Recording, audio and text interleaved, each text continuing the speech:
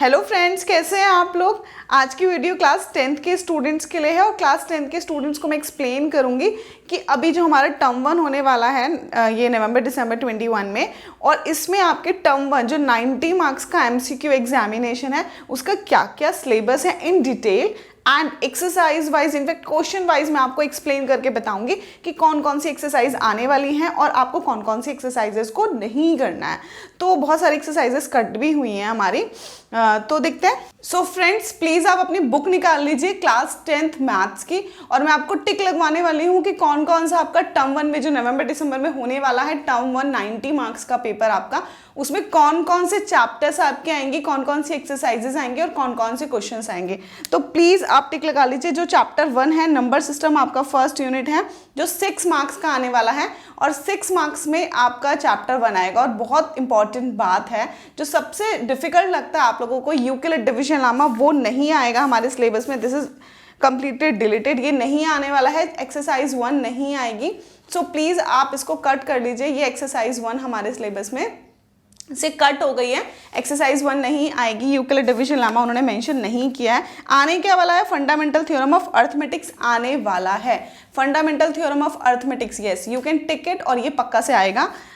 इसमें बेस्ड आपको कॉन्सेप्ट और थ्योरी बहुत अच्छे से पढ़नी है। क्यों? क्योंकि एमसीक्यू बेस्ड है, रीजन असर्शन बेस्ड क्वेश्चंस आने वाले हैं, कॉन्सेप्ट बेस्ड क्वेश्चन आने वाले हैं। तो प्लीज़ आई रिकमेंड कि पूरा का पूरा आप जो थ्योरी पोर्शन है, प्लीज़ इसको अच्छे से डिटेल में जाके आप प्लीज़ एक दो बार पढ़िएगा जरूर, क्योंकि फंडामेंटल थ्योरम ऑफ अर्थमेटिक्स पे ही बेस्ड हमारी नेक्स्ट एक्सरसाइज है, जिसमें √3 √2 वाला प्रूफ वाला क्वेश्चन है।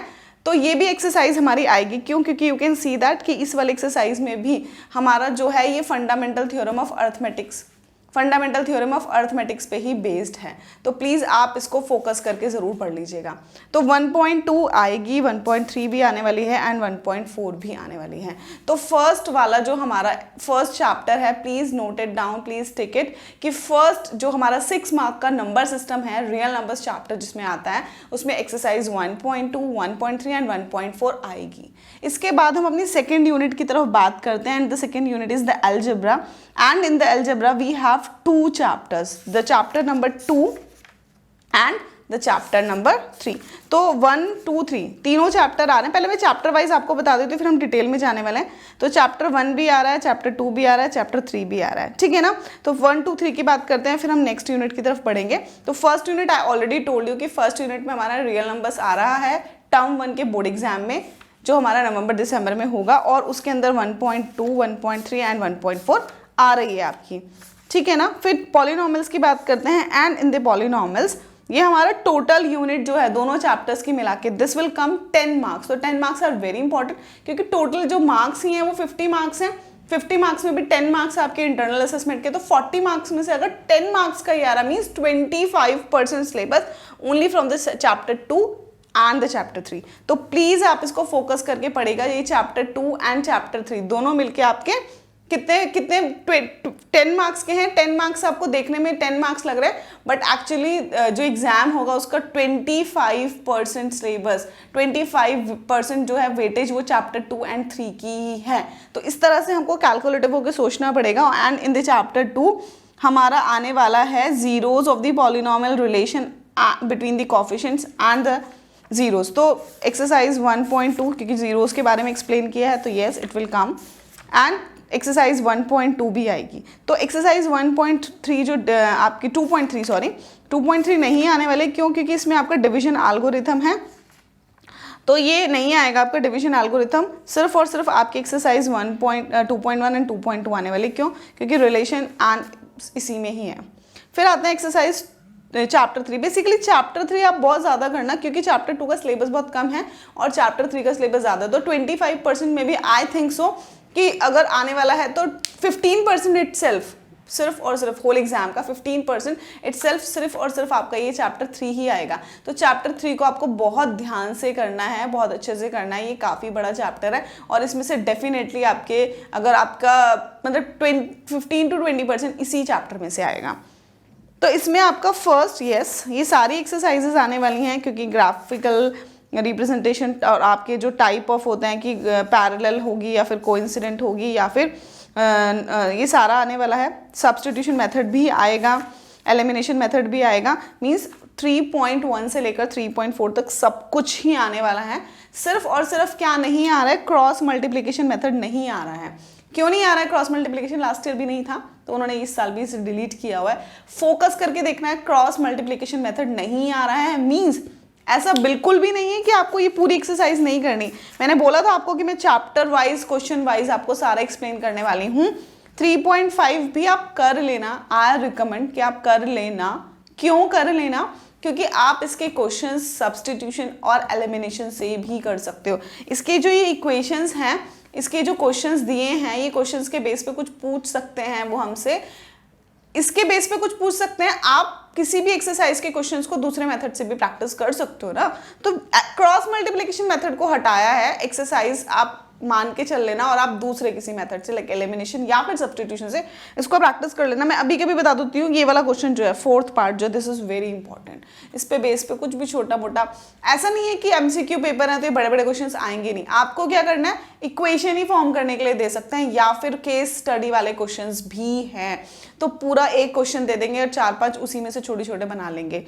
तो सब कुछ प्रैक्टिस करना है, nothing, we can't ignore anything, ठीक है। और ये वाला भी उन्होंने बोला है, यस 3.6 भी आएगी, ये उन्होंने स्पेशली वहाँ लिखा है, मेंशन किया है। The equation reducible to the pair of linear equation with 2 variables, तो इसको इग्नोर नहीं करना है, yes it will come. So means आपको सारा का सारा चैप्टर ही प्रैक्टिस करना है, 3rd चैप्टर आपको होल चैप्टर प्रैक्टिस करना है, एक्सेप्ट आपको सिर्फ और सिर्फ किस चीज़ को इग्नोर करना है, क्या चीज़ नहीं करनी है, दिस क्रॉस मल्टीप्लिकेशन मेथड आपको इग्नोर करना है, ये नहीं करना है, इसको मेथड को प्रैक्टिस नहीं करना है। बट येस इसके एक्सरसाइज के क्वेश्चन आपको ज़रूर करने हैं। तो ये मैंने 2 यूनिट्स के बारे में आपको पूरा अच्छे से एक्सप्लेन कर दिया है कि जो फर्स्ट यूनिट है आपकी नंबर सिस्टम, उसमें आपका रियल नंबर्स आ रहा है और रियल नंबर्स आपका 6 मार्क्स का है। एक्सरसाइज 1.2, 1.3 एंड 1.4 एग्जाम में आने वाली है। चैप्टर 2 एंड चैप्टर 3 में भी आपका जो चैप्टर 2 है उसमें 2.1 एंड 2.2 आएगी एंड चैप्टर 3 में आपकी सारी एक्सरसाइज आप प्रैक्टिस कर लेना। जो आपकी 3.4 है, सॉरी 3.5 है, इसमें क्रॉस मल्टीप्लिकेशन मेथड के अलावा you can use any another method to practice because the questions are very important of this exercise, so I will recommend this, ठीक है। अदरवाइज क्रॉस मल्टीप्लिकेशन को उन्होंने डिलीट किया है, मीन्स अभी तक मैंने आपको 16 मार्क्स का सिलेबस पूरी तरह से समझा दिया कि क्या क्या आने वाला है। 40 मार्क्स के हमारे होंगे, 10 मार्क्स हमारा इंटरनल असेसमेंट का है। नेक्स्ट है coordinate geometry, this is very simple and very easy chapter, यहाँ उन्होंने डाल दिया। 4 चैप्टर नहीं डाला है, एपी भी नहीं डाला है। ट्रिगो आएगी, येस डेफिनेटली। 3rd यूनिट जो उन्होंने बताई है coordinate geometry which is chapter number 7, तो ये बहुत सिंपल सा चैप्टर है हमारा कोऑर्डिनेट ज्योमेट्री, इतना कोई मुश्किल चैप्टर नहीं। ये भी 6 मार्क्स का है, छोटी छोटी चीज़ें हैं और 6 मार्क्स की दे दी हैं, तो डेफिनेटली आप बहुत अच्छे से इसको प्रैक्टिस कर सकते हो। इसमें भी 3 कॉन्सेप्ट्स थे, 3 फार्मूलाज थे और उन्होंने एक फार्मूले को डिलीट कर दिया है आपके लिए। बहुत ही आई थिंक अच्छी बात है ये, आपको बहुत ही कम सिलेबस ही प्रैक्टिस करना पड़ेगा। Yes, distance formula will come, distance formula is in your syllabus, तो प्लीज़ आप प्रूफ्स और जो आपका है इन पे फोकस कीजिएगा। मैंने इसकी वीडियो भी अपलोड की है, आप वहाँ से भी देख सकते हो। मैंने सेक्शन फार्मूले का भी अभी रिसेंट एक वीडियो अपलोड किया था जिसमें मैंने सेक्शन फार्मूले का पूरा प्रूफ भी एक्सप्लेन किया था। तो 7.1 एंड 7 जो आपका 2 है, ये पूरा का पूरा अच्छे से section formula and distance formula will come in your examination and please do practice it, अच्छे से इसको प्रैक्टिस करना। 2 ही कॉन्सेप्ट पढ़ने और 6 आपके 6 मार्क्स का आने वाला है, तो बहुत अच्छी खासी वेटेज है। जो आपका ये एक्सरसाइज है 7.3 ट्रायंगल वाला, एरिया ऑफ ट्रायंगल, प्लीज इसको कट कर दो, ये नहीं आने वाला है सिलेबस में, so please cut it, this will not come in your term 1 examination, तो ये नहीं आएगा, प्लीज इसको डिलीट कर दो, इसको कट कर दो। आपको सिर्फ और सिर्फ 7.1 और 7.2 पे ही फोकस करना है। जो डिलीटेड सिलेबस है, although I am not recommend कि आप उसको ना पढ़ो, उसको भी आप पढ़ लो अगर आपके पास, if you have time, but I just explaining कि क्या क्या एग्जाम में आएगा, तो आप उसको और ज़्यादा अच्छे से फोकस करके पढ़ोगे क्योंकि वही एग्जाम में आने वाला है। ये हमारे 6 मार्क्स की थी और ये हमारी 3rd यूनिट थी। उसके बाद हमारे को उन्होंने बोला है ज्योमेट्री, तो ज्योमेट्री भी 6 मार्क्स की आ रही है। एंड इन द ज्योमेट्री में हमारा आ रहा है ट्राइंगल्स, तो triangles chapter itself very important and I know कि थोड़ा सा मुश्किल लगता है बच्चों को, बट इतना ज़्यादा मुश्किल है नहीं। और मैं बता दूँ ये पूरा चैप्टर ही आपको प्रैक्टिस करना है, but the good news is कि आपको प्रूफ्स नहीं करने हैं, थ्योरम्स के प्रूफ्स आपको नहीं करने हैं, सारी एक्सरसाइजेस करनी है बट प्रूफ्स नहीं करने हैं। I again and again repeating कि प्रूफ्स नहीं करने, केवल और केवल किस एक ही थ्योरम है जिसका प्रूफ आपको करना है। कौन सी थ्योरम है जिसका प्रूफ करना है? दैट 6.1। लास्ट ईयर भी यही था, इस साल भी यही है। 6.1 का प्रूफ करना है। बाकी सारी थ्योरम्स के बेस पे क्वेश्चंस आने वाले हैं। थ्योरम आपको अच्छे से पता होनी चाहिए, बट यस वो आपके एग्जाम में नहीं आएंगे। आपके एग्जाम में सिर्फ और सिर्फ क्या आने वाला है? प्रूफ आने वाला है 6.1 का, और बाकी पूरी 9 थ्योरम जो आगे तक हैं उन सबको आपको अच्छे से पता होना चाहिए, अंडरस्टैंड करना है, पढ़ना है, समझना है, उसके बेस पे क्वेश्चंस भी प्रैक्टिस करने हैं। सारा का सारा पूरा का पूरा ही चैप्टर आ रहा है, कोई भी एक्सरसाइज डिलीट नहीं हुई है। सिर्फ एक्सेप्ट आपको क्या करना है, इनके प्रूफ्स नहीं करने हैं। इनको सिर्फ आपको जैसे डॉट लगा होता था तो पहले previous last to last year तक हम पूरे सारे प्रूफ्स करते थे। इस डॉट के बेस पे विल डिसाइड कि कौन सी थ्योरम के प्रूफ आएंगे कौन से नहीं, बट अभी आप इसको इग्नोर करोगे। सिर्फ और सिर्फ 6.1 का ही आपको करना है।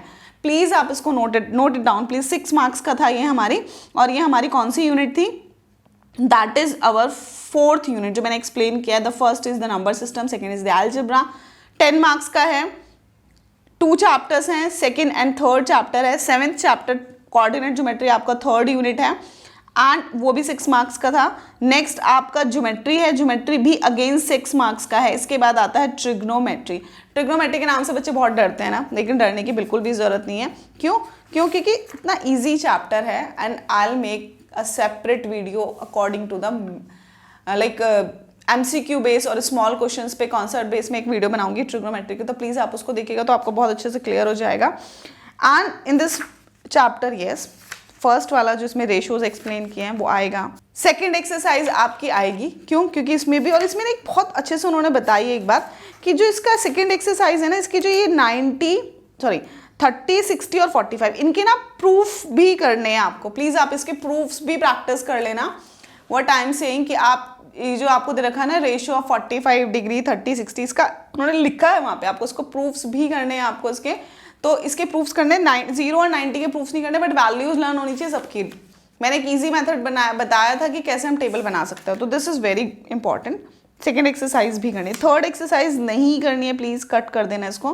This will not come in examination, and ये लास्ट ईयर भी नहीं आई थी, ध्यान रखिएगा। लास्ट ईयर भी नहीं आई थी, इस साल भी नहीं आएगी। बहुत ज़्यादा कम हो गया है सिलेबस आप लोगों के लिए, बहुत थोड़ा सा ही आपको पढ़ना है और आप जम के बस स्टार्ट हो जाओ, क्योंकि this is also equally important as your board exam, क्योंकि ये बोर्ड एग्जाम ही है। बहुत सारे बच्चे अभी ये सोच रहे हैं कि नहीं ये बोर्ड एग्जाम नहीं है। नहीं, ऐसा बिल्कुल नहीं है, बोर्ड एग्जाम ही है। बोर्ड एग्जाम की तरह ही प्रैक्टिस करेंगे हम इसकी, ठीक है ना। आइडेंटिटीज की बात करते हैं तो उन्होंने वहां सिर्फ और सिर्फ 1 ही आइडेंटिटी मेंशन की है, तो आई रिकमेंड कि आप सारी की सारी आइडेंटिटी, क्योंकि इसका प्रूफ बोला उन्होंने, तो इट मे बी कि सारी आइडेंटिटीज पे बेस्ड क्वेश्चन आ सके, तो ये आप एक्सरसाइज कर लेना। ऑल्दो उन्होंने मेंशन सिर्फ और सिर्फ एक ही आइडेंटिटी करी है, बट फिर भी आप सारे की पूरी एक्सरसाइज ही कर लेना। Sine square theta plus cos square theta is equal to 1, उन्होंने यही वाली आइडेंटिटी एक्सप्लेन की, इसका प्रूफ कर लेना, ठीक है ना। तो this is our trigonometry, and ये 5 मार्क्स की आएगी। 5 मार्क्स का आने वाला है आपका ट्रिग्नोमेट्री। ये 9 चैप्टर नहीं आएगा, ये टर्म 2 के लिए। टर्म 2 अभी नहीं एक्सप्लेन कर रही हूँ, क्यों नहीं कर रही हूँ? क्योंकि अभी तो टर्म 1 ही पढ़ना है ना, तो टर्म 1 ही एक्सप्लेन कर रही हूँ पहले। फिर आता है नेक्स्ट हमारा सेक्शन मेंसुरेशन। मेंसुरेशन कम मार्क्स की दी है। मेंसुरेशन में आपका सिर्फ यही आने वाला है, एरियाज रिलेटेड टू सर्कल। तो 6th यूनिट हमारी, this is the second last unit. Mensuration में हमारा आ रहा है एरियाज रिलेटेड टू सर्कल, और ये हमारा चैप्टर नंबर 12 है, और ये केवल और केवल 4 मार्क्स का है। लेकिन 4 मार्क्स आर इंपॉर्टेंट, क्योंकि 10% सिलेबस है हमारा 4 मार्क्स। तो प्लीज़ आप इसको 10% syllabus means it's actually important. तो इसमें आपको क्या करना है, इसमें फर्स्ट एक्सरसाइज यस पूरी आपको करनी है, दे रखा है। सेकेंड एक्सरसाइज भी करनी है, लेकिन बहुत इंपॉर्टेंट सी बात है, जहाँ पे आपको ये वाला सेगमेंट का एरिया निकालना होता था ना, एंड सेगमेंट के एरिया में जो एंगल दिया होता था 120 डिग्री, तो ये वाले क्वेश्चंस नहीं करने हैं, 90 और 60 वाला करना है केवल और केवल। तो मैं आपको क्वेश्चंस ही बता देती हूँ स्पेसिफिकली कि कौन कौन से क्वेश्चंस नहीं होंगे। तो एग्जाम्पल नंबर 3 मत करना प्लीज़ आप, एग्जाम्पल नंबर 3 आपको कट करना है। एग्जाम्पल नंबर 3 120 डिग्री वाला है, तो इसको आप कट कर दो, ये नहीं आएगा। ये वैसे इंपॉर्टेंट होता था 2 साल पहले तक, लेकिन अभी कट ही कर दिया उन्होंने सिलेबस में से बिल्कुल पूरी तरह से। एंड यहाँ पे भी आपको जो क्वेश्चंस नहीं करने हैं वो 60 और 90 वाले तो सारे करने हैं। जैसे कि यहाँ पे था एक हमारा क्वेश्चन ये वाला, 7th क्वेश्चन नहीं करना आप, ठीक है। 7th क्वेश्चन में क्योंकि आपको 120 डिग्री बोला है उन्होंने। इसके अलावा जैसे 60 डिग्री वाला है, ये भी 60 डिग्री वाला, ये सारे करने हैं, ठीक है। तो ये 7th क्वेश्चन भी नहीं करना है आपको, ठीक है ना। तो ये वाला जो आपका है ये हट गया, ये वाला एक्सरसाइज आ रहा है नेक्स्ट वाली। तो ये पूरा ही चैप्टर आ रहा है एक तरह से, सिर्फ और सिर्फ आपको एक ही कॉन्सेप्ट इसमें से डिलीट हुआ है, ये एग्जाम्पल नंबर 3 और क्वेश्चन नंबर 7। तो ये वाली चीज़ हट गई है। आपको सिर्फ और सिर्फ सेगमेंट के फॉर्मूले उन्हीं के आएंगे जिसके एंगल्स 90 डिग्री एंड 60 डिग्री हैं। तो प्लीज़ आप इसको फोकस करके देख लो। ये 4 मार्क्स का है and the last unit is the 7th unit. Total 8 chapters आ रहे हैं हमारे, ठीक है। सेकेंड यूनिट में 2 चैप्टर्स थे। तो प्रोबेबिलिटी आ रही है आपकी लास्ट यूनिट। प्रोबेबिलिटी पूरा ही चैप्टर करना है। प्रोबेबिलिटी में एक ही एक्सरसाइज है, 3 मार्क्स का आएगा, तो प्रोबेबिलिटी करनी है। तो प्रोबेबिलिटी में कुछ भी डिलीटेड नहीं है, तो I am not explaining anything about that, क्योंकि बहुत सिंपल सा चैप्टर है और एक ही एक्सरसाइज है। तो एक और बार रिवाइज करा देते हैं, एक और बार बता देते हैं जिनका कुछ मिस हो गया है। रियल नंबर्स आ रहा है 6 मार्क्स का, पॉलिनॉमियल एंड ये दोनों चैप्टर मिला के 10 मार्क्स के आ रहे हैं, टोटल 40 मार्क्स का है। 4th नहीं आ रहा है, 5th भी नहीं आ रहा है, 6th आ रहा है, ये भी 6 मार्क्स का है हमारा, ठीक है। कोऑर्डिनेट ज्योमेट्री भी हमारा 6 मार्क्स का है, ये भी हमारा ये 5 मार्क्स का है, ठीक है। एरियाज रिलेटेड टू ये 4 मार्क्स का है एंड द लास्ट प्रोबेबिलिटी, तो प्रोबेबिलिटी 3 मार्क्स का है। तो विल ऐड, तो 3 + 4 7 एंड 5 12 18 24 34 एंड 4 40, सॉरी 640। तो 40 मार्क्स का टोटल पेपर है आपका। टोटल 8 चैप्टर्स आ रहे हैं, 7 यूनिट्स हैं, नंबर सिस्टम, अलजेब्रा में दोनों हैं आपके, ठीक है। फिर ज्योमेट्री में ये है, कोऑर्डिनेट ज्योमेट्री में ये है, ट्रिगो में ये है, और आपका मेंसुरेशन में ये है, और प्रोबेबिलिटी ये है। तो ये सारा का सारा मैंने एक्सप्लेन कर दिया आपको फ्रेंड्स। आई होप क्लियर हो गया होगा। बस आपको अब स्टार्ट कर देना, जम के प्रैक्टिस स्टार्ट कर दो। और ये बहुत सिंपल सा था, आपको बिल्कुल अब टिक लगा लो अपनी बुक में और कहीं कुछ देखने की जरूरत नहीं है, बस स्टार्ट हो जाओ। सो फ्रेंड्स, मैंने आप लोगों को एक्सप्लेन किया कि आप लोगों को टर्म 1 बोर्ड एग्जाम के लिए जो नवंबर दिसंबर में होने वाला है उसके लिए कौन कौन से चैप्टर्स करने हैं। तो बस अब आपको कुछ नहीं सोचना है, अपना पूरा का पूरा सिलेबस आप बुक में टिक लगा लीजिए और बस फिर स्टार्ट हो जाइए। चैप्टर वाइज प्रैक्टिस करनी है, but approach completely different follow करनी है। क्यों डिफरेंट फॉलो करनी है? क्योंकि ये हमारा MCQ kind of question paper होने वाला है एंड कुछ रीजन असर्शन बेस्ड क्वेश्चन होंगे। MCQ का ये बिल्कुल भी मतलब नहीं है कि केवल और केवल छोटे छोटे क्वेश्चंस आएंगे, बड़े कुछ नहीं आ सकते। क्यों? केस स्टडी वाले क्वेश्चंस आ सकते हैं। केस स्टडी वाले क्वेश्चंस में वो समटाइम्स पूरा बड़ा क्वेश्चन देते हैं, पूरा सॉल्व करना होता है। जो 4 उसके पार्ट्स करने होते हैं, 5 आउट ऑफ 5 में से आपको 4 अटैम्प्ट करने पड़ते हैं, उसके लिए पूरा सॉल्व करना पड़ता है। तो पूरा आपको करना है, सारे बिग क्वेश्चन, स्मॉल क्वेश्चन सारे प्रैक्टिस करने हैं, लेकिन कॉन्सेप्ट पे फोकस करना है। कॉन्सेप्ट्स और चैप्टर की थ्योरी को भी आपको बहुत अच्छे से पढ़ना है। एक बार मैं शॉर्ट में बता देती हूँ कि जो हमारा इवैल्यूएशन है वो किस बेस पे होने वाला है, किस तरह से फाइनल जो आपका असेसमेंट बनने वाला है वो किस तरह से आपको फाइनली कैसे एग्जामिनेशन के सबके कम्युलेट करके कैसे मार्क्स मिलेंगे। तो देखिएगा, उन्होंने बोला है कि जो 10th क्लास के लिए 3 PTs होंगे उनके मार्क्स भी इंपॉर्टेंट है। 10 मार्क्स उन्होंने इंटरनल असेसमेंट को दिए हैं। 50 मार्क का आपका ये टर्म 1 है, जिसमें से कि 40 मार्क्स आपके जो 90 मिनट्स का आपका पेपर होगा, जिसका सिलेबस मैंने अभी आपको बताया, उसमें से आने वाला है। और 10 मार्क्स के आपके इंटरनल असेसमेंट है, जिसमें आपके 2 मार्क्स की एक प्रोफाइल क्रिएट होगी। प्रोफाइल के मार्क्स होंगे जो स्कूल वाले क्रिएट करेंगे आपकी। 3 मार्क्स इंटरनल असेसमेंट के हैं, प्लस प्रैक्टिकल्स के हैं, और आपके मतलब इन्हीं सब चीज़ों के 10 मार्क्स हैं। तो वो आपको अच्छे से, उसके लिए भी आपको वेल बिहेव्ड होना चाहिए, क्लास अटेंड करनी है, जो आपकी पीरियोडिक्स हैं उन पर अच्छे से अटेम्प्ट करना है, उनमें भी फोकस करना है, क्योंकि each and every marks is very important. Plus 40 marks का जो आपका टर्म 1 होगा, टर्म 1 के लिए ऑलरेडी मैंने आपको सारे चैप्टर्स बता दिए, टिक लगवा दिए। अब हमें करना क्यों है, दैट इज़ इम्पॉर्टेंट कि मतलब अब वेटेज वाला बड़ा इशू है।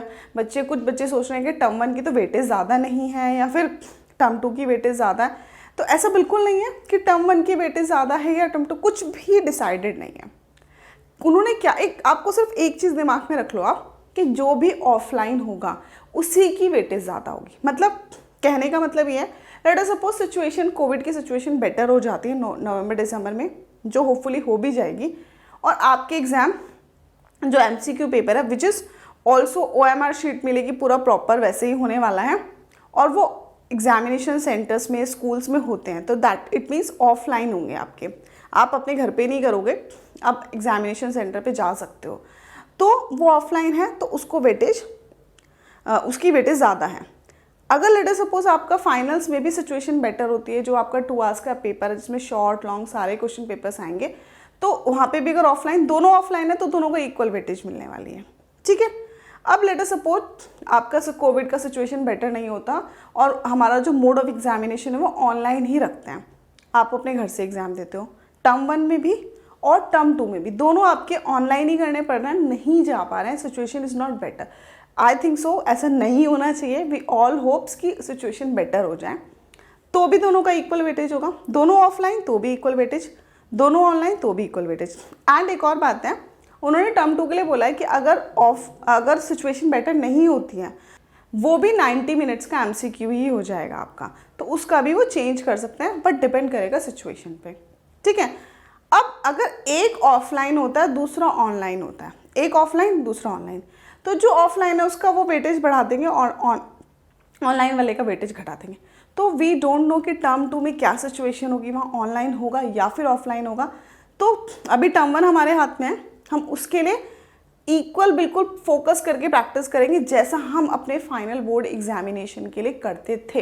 तो आपको बिल्कुल वैसे ही तैयारी करनी जैसे फाइनल बोर्ड एग्जामिनेशन के लिए आप पढ़ते थे।